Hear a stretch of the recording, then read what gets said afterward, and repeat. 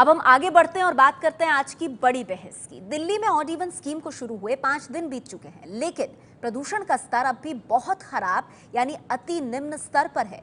CPCB यानी केंद्रीय प्रदूषण नियंत्रण बोर्ड के आंकड़ों के मुताबिक दिल्ली की हवा अब भी सेहत के लिए खतरनाक है। ऐसे में बड़ा सवाल ये है कि प्रदूषण घटाने में क्या ऑड इवन फेल रहा है।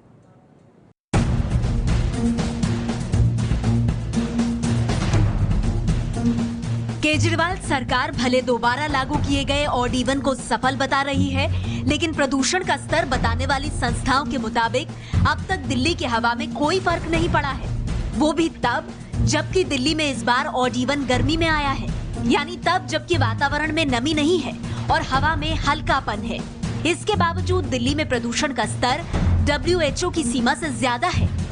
प्रदूषण कम करने के लिए राजधानी दिल्ली में ऑड इवन स्कीम चल रही है, लेकिन अब भी वायु गुणवत्ता जो है वो अति निम्न स्तर की है। लोधी रोड पर ये जो एयर क्वालिटी इंडेक्स के लिए बोर्ड लगाया गया है, उसमें साफ नजर आ रहा है कि किस तरह से PM10 जो है वो अब तक 270 पर अटका हुआ है और PM2.5 126 है, यानी कि जो तय सीमा है उससे ये कहीं ज़्यादा है। और ये जो हवा है इस समय दिल्ली की वो अति निम्न स्तर की है, यानी आपको बीमार कर सकती है। ऐसे में सवाल ये उठता है कि आखिर ऑड इवन स्कीम का असर नजर आ रहा है या नहीं। सोमवार को दिल्ली के लोधी रोड में PM10 214 और मथुरा रोड में 270 रहा। पार्टिकुलेट मैटर यानी PM10 से हवा में खतरनाक बड़े कणों का पता लगता है। DPCC का जो फीडबैक है कि इसका असर तो पड़ रहा है और अभी तक के जो प्राइमरी रिजल्ट आए हैं वो PM2.5 के सकारात्मक हैं। PM10 में पिछली बार की तुलना में काफी PM10 कम है, लेकिन देखिए कुल मिलाकर के ये है कि ऑड इवन कोई जादू की पुड़िया तो नहीं है। हवा में ओजोन के अलावा प्रदूषण फैलाने वाले दूसरे तत्व भी तय सीमा से अधिक है। ऐसे में ऑड इवन की सफलता पर सवाल उठ रहे हैं। पर्यावरण विदों के मुताबिक इतनी जल्दी ऑड इवन का आकलन करना वैज्ञानिक प्रमाण नहीं दे पाएगा और 15 दिन पूरे होने पर ही इसका विश्लेषण किया जा सकता है।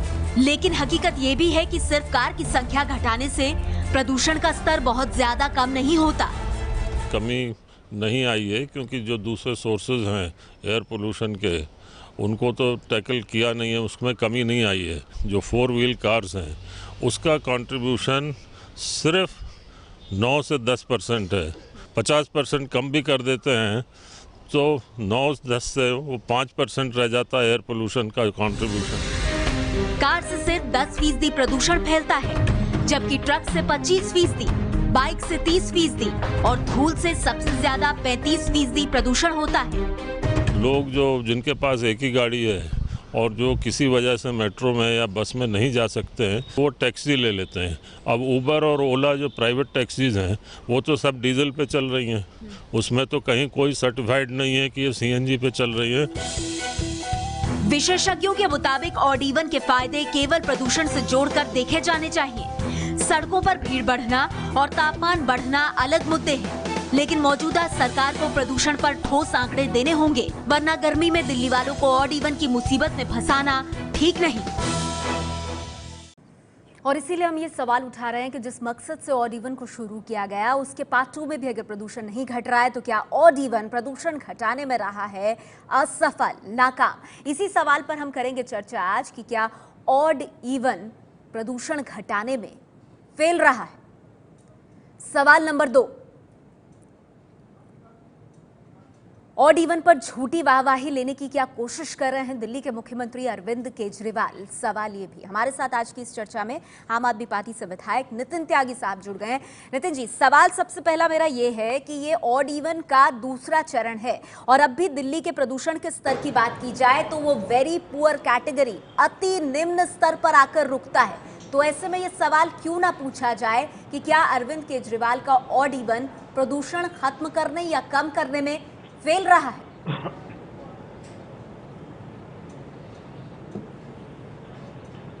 नहीं, आपका सवाल पूछना बिल्कुल जायज है और सवाल पूछा भी जाना चाहिए, पर यह सोच के पूछा जाना चाहिए कि ट्रैफिक का जो पोल्यूशन है, ट्रैफिक की वजह से जो पोल्यूशन होता है वो क्या परसेंटेज है हमारे पोल्यूशन का। मुश्किल से 10-15% पोल्यूशन जो हमारे दिल्ली में होता है वो ट्रैफिक की वजह से होता है और अगर आप ट्रैफिक के अगर होने ऐसा वाले है तो पोल्यूशन फिर की ऑड बात इवन करें स्कीम तो लागू सारे के सारे करके पेट्रोल पंप प्रदूषण या घटाने डीजल का जो पंप आपका जो भी आइडिया हैं था वो आपको वो आप सुनिए लाए सुनिए क्यों आप बात नितिन को जी? सुनिए आप नहीं, बात नितिन जी, के जो आप कह रहे हैं उस पे बड़ा गंभीर सवाल खड़ा होता है। आप नहीं, आप बात को बीच बोलिएगा। में आप बात को बीच में क्यों काटती हैं? नितिन त्यागी जी, आपने आप क्वेश्चन अपनी पूछा, बात- आप आंसर सुनिए पहले। नहीं, आप आप पहले अपनी आंसर बात सुनिए, रखिए नितिन पहले आप त्यागी आंसर जी। सुनिए। मुझे सिर्फ इतना बता आप दीजिए, आंसर सुनिए, आप कह रहे आप हैं आंसर कि सुनिए। प्रदूषण अगर वेहिकुलर हाँ, आप बात नहीं रखने दे रही हैं, आप बात को बीच में काटती हैं, ये क्या सुन तो तरीका है? लीजिए सर, मैं अगर काट नहीं आपने रही हूँ, अगर मैं सिर्फ आपने जोड़ रही क्वेश्चन हूँ पूछा है कुछ। तो आंसर देने आपको मैं बात रखने का पूरा अगर मौका आपने दूंगी। क्वेश्चन पूछा है तो आंसर पूरा करने दीजिए। बोलिए।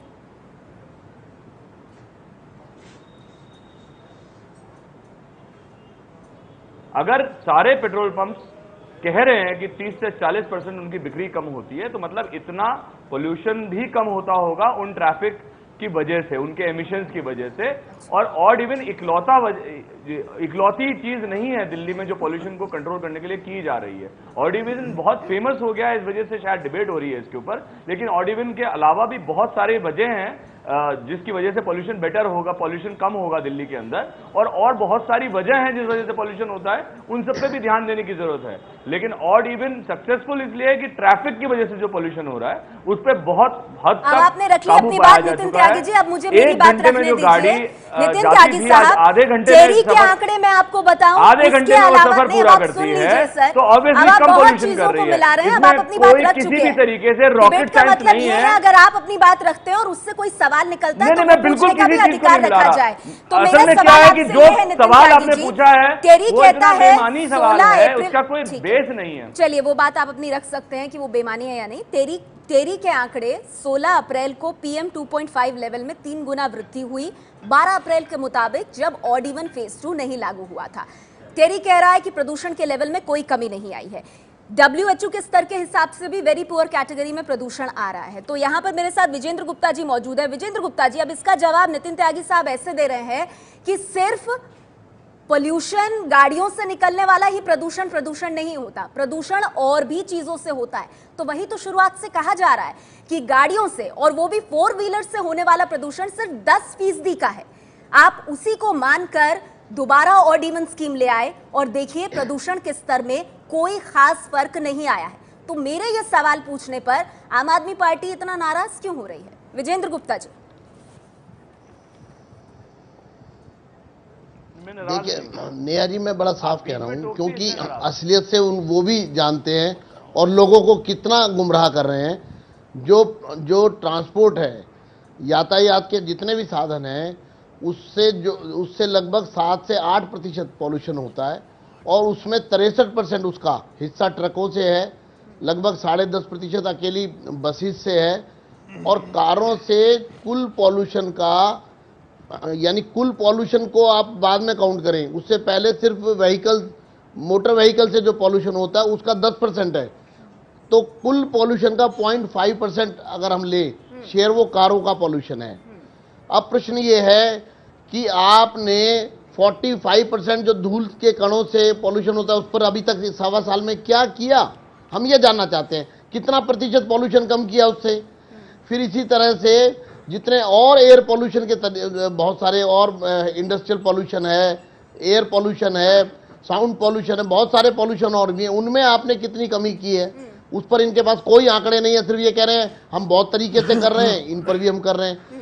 प्रश्न ये है कि ये कुल मिलाकर स्थिति है कि पॉल्यूशन इससे घट नहीं रहा है, लेकिन दिल्ली में जितना बड़ा बवाल इन्होंने खड़ा कर दिया, आज नया दिल्ली में लोग नई गाड़ियां खरीद रहे हैं। मुझे विजेंद्र जी आपको रोकना पड़ेगा। आप कह रहे हैं ऑड इवन से प्रदूषण कम नहीं हुआ, लेकिन दिल्ली वासियों की मुश्किलें बढ़ी हैं। अरविंद केजरीवाल की ऑड इवन स्कीम, क्या इससे दिल्ली का प्रदूषण वाकई कम हुआ है? कम से कम अब तक जो संस्थाओं के आंकड़े आए हैं उसमें ऐसा लगता नहीं है। कांग्रेस पार्टी से हारून यूसुफ हमारे साथ हैं।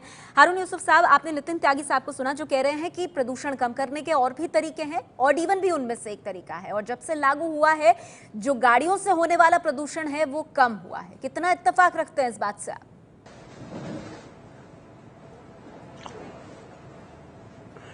नेहा जी, जब ये जनवरी में स्कीम शुरू हुई थी तो हम सब ने इसका समर्थन किया कि एक संजीदा कदम उठाया जा रहा है, लेकिन अगर जनवरी से लेकर अप्रैल तक वो कदम उठाए जाते जिससे प्रदूषण कम हो, पॉल्यूशन कम हो, और जिस तरीके से जो डस्ट पार्टिकल्स हैं वो कम होते, तो शायद मैं भी एक तख्ती लेके खड़ा होता किसी पुल के ऊपर।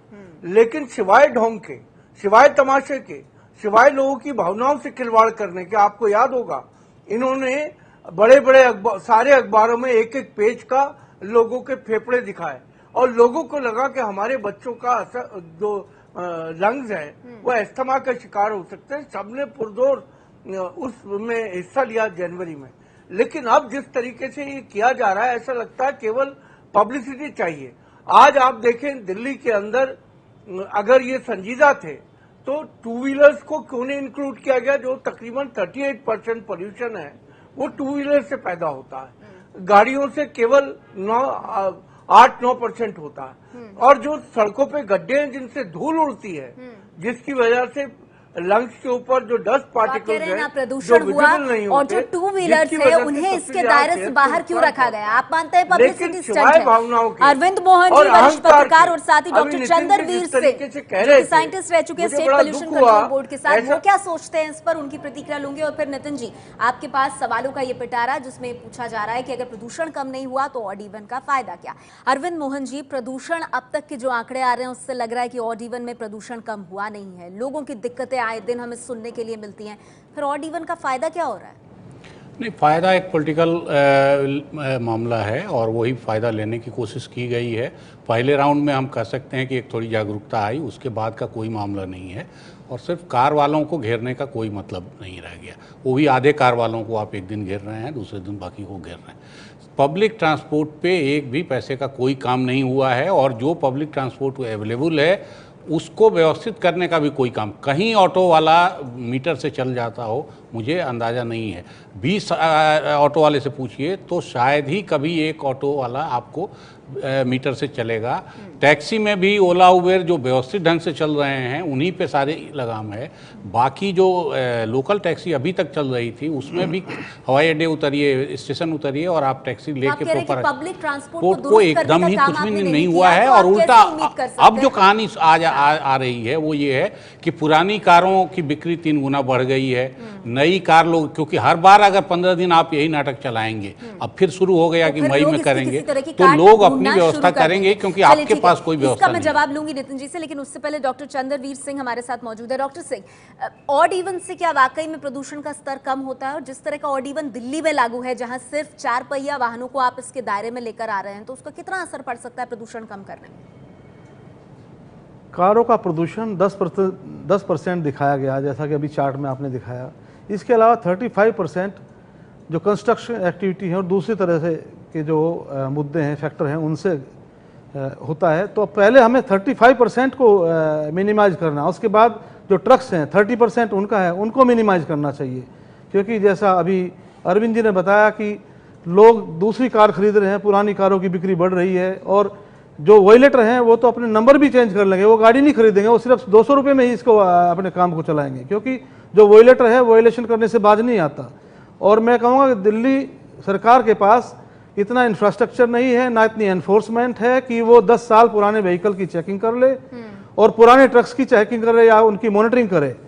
दूसरा कि जो साइड वाले राज्य हैं जैसे हरियाणा, आपका उत्तर प्रदेश और राजस्थान, पंजाब हैं, उनके मुख्यमंत्री, मुख्य सचिव से इनको एक कोऑर्डिनेशन, एक कोऑपरेशन करना चाहिए था कि वो इसमें मदद करें। खैर वो तो आम आदमी पार्टी कहती है कि हम करते रहते हैं, लेकिन उन राज्यों में हमारा कोई ज्यूरिसडिक्शन नहीं है। अगर वो उतना उत्साह ना दिखाएं तो हम क्या करें? लेकिन आपने यूज्ड कार्स की बात की यहाँ पर। नितिन जी मेरे साथ मौजूद हैं और तमाम सवाल सुन रहे हैं। नितिन जी, यहाँ पर सवाल ये है कि फिर ऑड इवन का फायदा क्या हो रहा है? अगर प्रदूषण का स्तर नीचे नहीं जा रहा है और लोगों की दिक्कतें बनी हुई हैं, तो फिर इसका फायदा किसको पहुंच रहा है? नहीं, मेरा ये मानना है कि प्रदूषण पे सच में फर्क पड़ता है।